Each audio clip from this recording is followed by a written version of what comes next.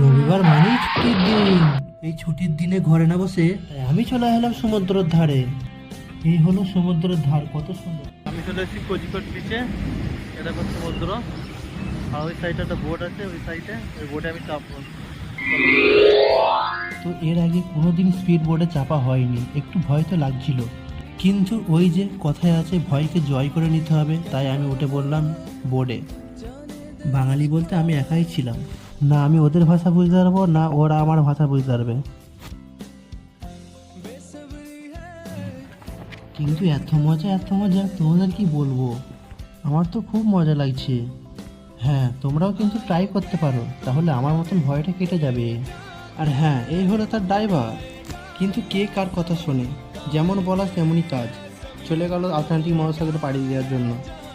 প্রশান্ত মহাসাগর পাড়ি দিয়ে এই ড্রাইভারটি আটলান্টিক মহাসাগর নিয়ে যাচ্ছে। আমি বললাম নিয়ে যাও না, তাও আমাদের নিয়ে যাচ্ছে।